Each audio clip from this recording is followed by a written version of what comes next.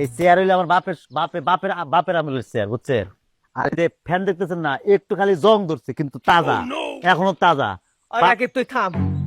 আমি কি তোর ঘরের ব্যবহার করা ভাঙড়ি কিনতে এসি? হ্যাঁ, তুই আমার সামনে এগুলো হাজির করছস। আমি কিস্তির টাকা নিতে আসি, বুঝছস? কিস্তি তুই যে 7 দিন সময় দিছস, এটা আমার ম্যানেজারের মানে নাই। আমার কইছে আজকের মধ্যে তোর কিস্তি নিয়ে যেতে, তুই আমার কিস্তি দিতে এগুলো সারা। ওই তো এর লিগেই তো টাকা নাই, কি তুমি এর লিগে জিনিসপত্র বাইর করে দিচ্ছি, এগুলো লিয়ে যান কে?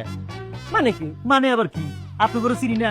আপনি কত কিস্তি নিয়ে মানুষ যে কত কিছু দিতেছে আপনি করে দেন লাগে নাকি? আপনি তো জোর করে নিয়ে যান গে। হাঁস মুরগি থেকে শুরু করে গরু ছাগল সব তো নিয়ে যান গে। আমার ঘরের মধ্যে মনে করেন যে এখনো টিন টুন খুলে লাগবো না, টিন ঠিক আছে, দরজা জানলা ঠিক আছে, এগুলো ফিক্সড ডিপোজিট। আমি যখন আর কিছু দিতে পারবো না তখন এগুলো খুলে লিয়ে দেন, এগুলো দিতেছি, এগুলো লিয়ে যান গে স্যার। ওই বেটা থাম। ওই তুই আমার কি দিছস কত? তুই নিজেই কইতেছস তোর দাদা বানাইছিল, সেটা তোর বাপ ব্যবহার করছে, তুইও ব্যবহার করছস। ওইটা আর কিছু আছে? ওইটা চেয়ার, যতই শাল কাটে দো। ওই যে ফ্যান, তুই নিজেই কইতেছস ঘটং ঘটং শব্দ করে কিন্তু ঘুরে চলে, তাই না? এটা কি এইটা কি দিছা? এইটা কি বদনা?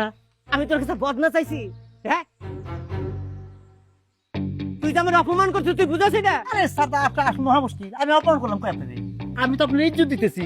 আপনি একটা মানুষ কিস্তির টাকা তুলতে আইছেন আমার বাড়িতে, একেবারে খালি হাতে গেলে আপনি একটা অফিসার, আপনার মান সম্মান থাকবে অফিসে। আপনি মনে করেন যে জিনিসগুলো দিচ্ছে, এগুলো বেচা 200-300 টাকা হইলে অফিসে একবেলা চার পয়সা হইলে লয়ে যান গা। ওই বেটা, তোর এই মালপত্র নিয়ে যদি আমি বেচার জন্য বাজারে যাই, আমার মান ইজ্জত থাকবো?